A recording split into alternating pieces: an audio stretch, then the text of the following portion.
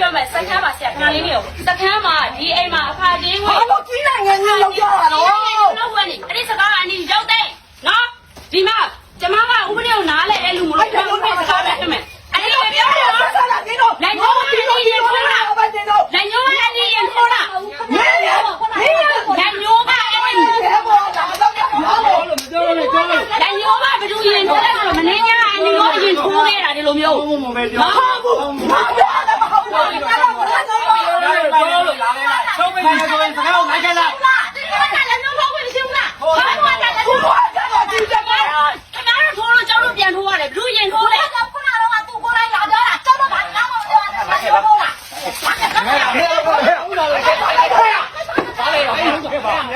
ပြီးတော့တိုင်းတော့ဘာလို့အဲ့ဒါပြီးနေလို့မင်းလုံးလုံးဒီကဆောလာပါလားဝင်လာပါတယ် ဒီတော့တိုင်းချင်းနဲ့ပေါ်နေရိုက်လို့သူကပြောတာနော်ဒီတော့အဲ့ဒါပေါ်နေရိုက်လို့သူကပြောတာ ဘာလို့ဝင်ရလို့မပေါ်တင်ရိုက်ဆိုင်တာလဲ လက်သက်ကြီးနဲ့တိုင်းပြီးဘာလို့အဲ့လောက်ထိတောင်းကြတာတော့ ကျမတို့တောင်းနေတာကျမတို့နဲ့လက်လက်ခိုင်တဲ့လူတယောက်မပါလာဘူး ဘာလို့လဲတရား ကျမတို့နဲ့6ယောက်6ယောက်တောင်းနေတာကျမတို့နဲ့လက်လက်ခိုင်တဲ့လူတယောက်မှမဝင်လာဘူး ဟောအဲ့ဒါလေလက်သက်ကြီးနဲ့အဲ့ဒီမှာ ချိန်ခဲ့လား ချိန်လား ချိန်လား ဒီတော့ဘာမှမပြောဘူးဒီတော့ဆက်ခေါ်တာ ဗီဒီယိုဖိုင်လာတယ် အကာဒမီပေးမှာအကာဒမီပေးမှာ ဗီဒီယိုဖိုင်ပါတယ် ခင်ဗျားအကာဒမီပေးမှာအကာဒမီကိုပေးမှာနော်ခင် ဗီဒီ ဗျား ယိုဖိုင်ပါတယ် ဒီလူကောင်းမဟုတ်ဘူး ဗီဒီယိုဖိုင်ပါတယ် မိမဆုံးတော့မဆုံး ဗီဒီယိုဖိုင်ပါတယ်လို့ဗီဒီယိုဖိုင်လာယူခဲ့ ညီလေးတွေဒီညီမလေးတွေလုံနေတာတနိုင်ငံလုံးအတွက်မြန်မာတနိုင်ငံလုံးအတွက်ကိုးကွယ်သည့်ဘာသာအသီးသီးအတွက်တဦးတယောက်တစ်မျိုးတစ်ဘာသာလေးအတွက်အလုပ်လုပ်နေတာမဟုတ်ဘူးအဲ့ဒါတွေကိုခင်ဗျားတို့ဘူးလည်းမသိဘူးကိုးလည်းမသိဘူးစကားတွေပဲထိုးသက်ဆင်နေတယ်ဆိုတော့ပြဿနာဆိုတော့ဖြစ်သွားမှာပဲခင်ဗျားတို့အတိရလေလူထမင်းစားပြီးအုံတော့မရှိဘူးလို့ကျွန်တော်ပြောနေတယ်နော်အဲ့ဒါစီကန်းကိုလိုက်လာဂျီဇက်ပီဒီရဲ့ကလေးတွေကဖြစ်မှာဆိုလို့စီကန်းထုတ်ထားတယ်ခင်ဗျားတို့စတားလေးတွေဝယ်ပြီးအဲပါတုံးနေတယ်အဲ့ဒီအချိန်မှာစစ်တပ်ကအနမ်းမရဘူးလို့ခင်ဗျားတို့ပြောနိုင်လားခင်ဗျားတို့မိသားစုတစုကြောင့်မို့ခင်ဗျားတို့ဘေးမှာရှိတဲ့ရွာတွေရောကြံတဲ့ရွာတွေရောခင်ဗျားတို့ရောဒုက္ခမရောက်သွားနိုင်ဘူးလားခင်ဗျားတို့မိသားစုကထမင်းစားတာမှဟုတ်ရဲ့လားအမိမြန်မာနိုင်ငံမှာနေပြီးတော့ထမင်းကောင်းကောင်းစားရရဲ့လားထမင်းစားပြီးလူစကားရောနားလေရဲ့လားဒါကျွန်တော်ကရင်ကြည်ကြည်ပဲပြောတာနော်ထို့တူပဲစစ်တပ်မှာပေါ်တာဆွဲတယ်ဆိုပြီးစစ်သားလောက်ခိုင်းတယ်မလောက်ချင်လို့ပြစ်တတ်တာတွေရိုက်တတ်တာတွေအများကြီးခင်ဗျားတို့စောက်လုံးတွေကန်းနေလားခင်ဗျားတို့မျက်လုံးတွေကန်းနေတာအဲ့ဒီမိသားစုတွေအဲ့ဒါလေးတို့ခင်ဗျားတို့ကအထုမယူပဲနဲ့ခလေးတွေကိုအပြစ်တင်တာခင်ဗျားတို့တရားလုံးနဲ့ခင်ဗျားတို့မိသားစုကလူမဟုတ်ဘူးခင်ဗျားတို့မိသားစုကဘောမှာပဲ အားလုံးပဲမင်္ဂလာပါဒီကနေ့မှာတော့ Starlink Internet ကိစ္စနဲ့ပတ်သက်ပြီးရုပ်တံပြန့်နှံ့လာသည့်အပေါ်တက်ရက်မှုကိုယ်တိုင်ရှင်းလာသည်မူအဆုံးထိနားဆင်ဝေဖန်သုံးသပ်ပေးသွားခဲ့ကြပါအောင်ခင်ဗျာ အားလုံးမင်္ဂလာပါဗျမနေ့ရလားတနေ့ရလားမသိဘူးပေါ့နော်ကျုံမန္တလေးတိုင်းမှာငါကျွန်တော်တို့ PDF ညီလေးတွေနဲ့ညီမလေးတွေနဲ့နော်ဖြစ်သွားတဲ့ကိစ္စလေးတွေကိုကျွန်တော်တစ်ချက်လောက်တော့ရှင်းပြခြင်းတယ်ဗျာပြည်သူများလည်းသိရမှာလားကျွန်တော်တို့အမိမြန်မာနိုင်ငံမှာဟုတ်လားဟိုနေရာမှာပေါင်900ဘုံတွေကျဲတယ်ဒီနေရာမှာဝိုင်ရွဲလေးနေနဲ့ပြစ်တယ်ဟိုနေရာမှာလက်လက်ကြီးလက်နဲ့ငယ်တွေနဲ့ပြစ်တယ်ဒီနေရာမှာလက်လက်ကြီးလက်နဲ့ငယ်တွေနဲ့ပြစ်တယ်ဟုတ်လားအခုပြောဆိုနေတဲ့မိသားစုကတော့စီးမဲ့ကမ်းမဲ့ဖြစ်သွားတယ်ဘလို့စီးမဲ့ကမ်းမဲ့ဖြစ်သွားတယ်သူတို့ဗီဒီယိုဖိုင်တော့ကျွန်တော်မတင်ဘူးပေါ့နော်ဘာလဲဆိုတော့ကျွန်တော်တို့မှာစီးထားမဲ့ဘဝစီးထားမဲ့အချိန်ဖြစ်နေပြီစီးမဲ့ကမ်းမဲ့ဖြစ်သွားတယ်စတားလင်းကိုတုံးတယ်ဆိုတာဟုတ်လား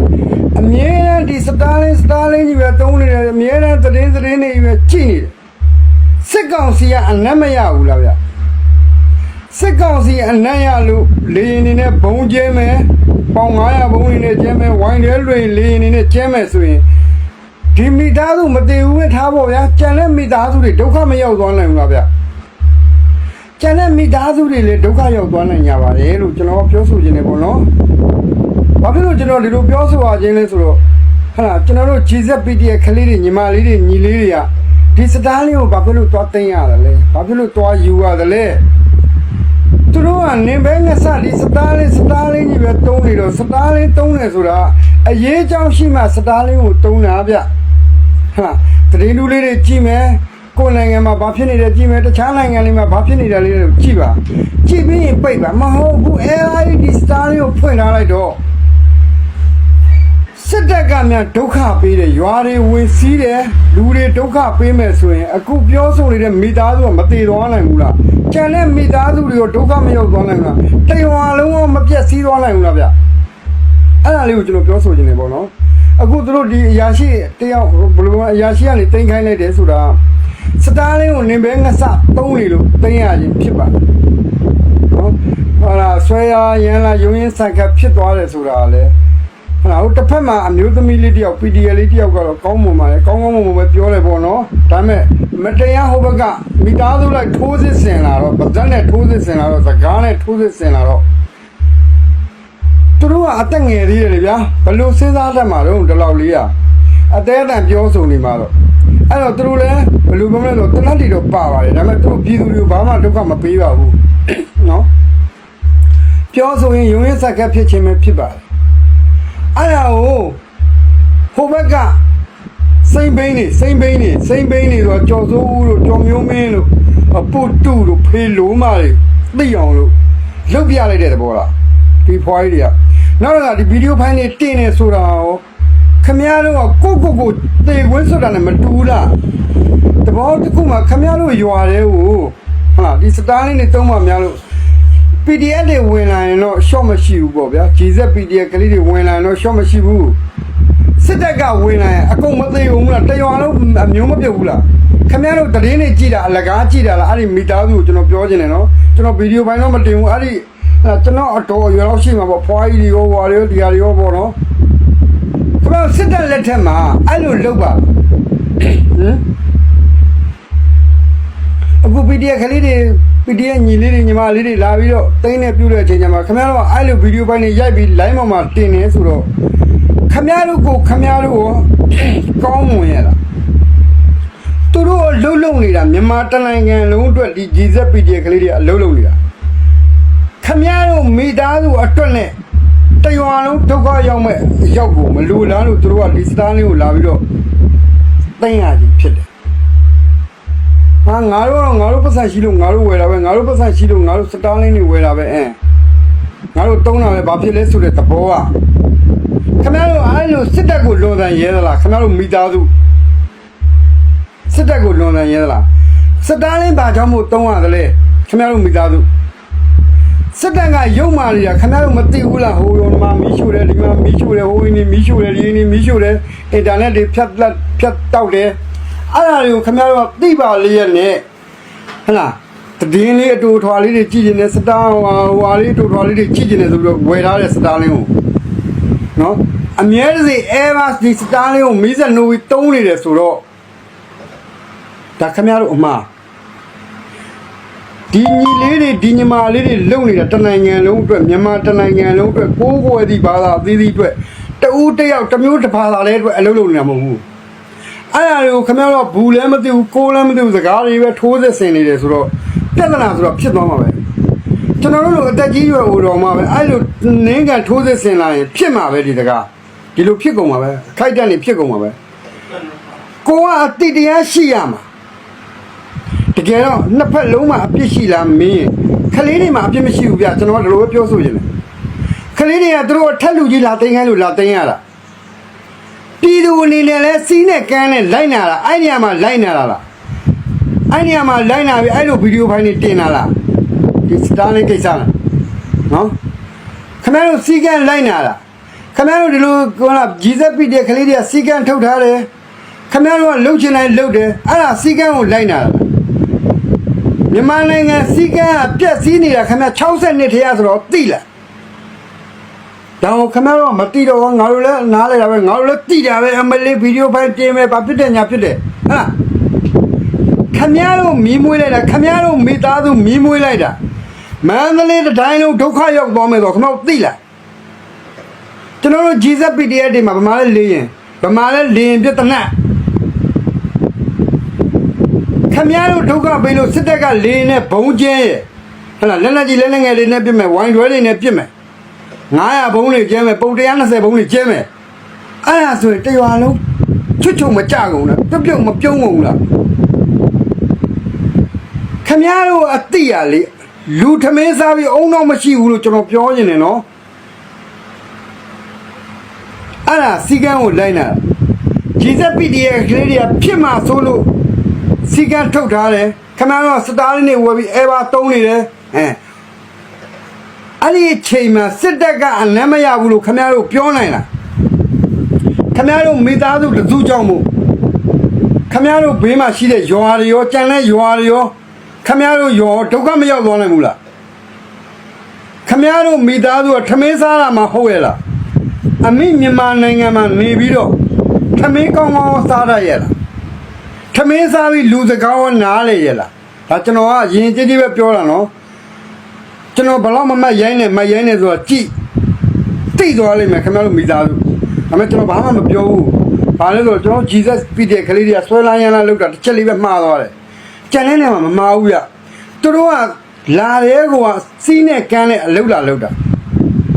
ခမရတော့စီးကန်းမရှိစတားလင်းကိုတုံးတာစတားလင်းတုံးတယ်ဆိုတာအင်တာနက်မရတဲ့နေရာမှာစတားလင်းတုံးတာအခုခမရတို့နေရာမှာအခုစတားလင်းတွေခွေးတုံးလိုက်တော့နော်အင်တာနက်ရစစ်တပ်ကအလမ်းမရဘူးလား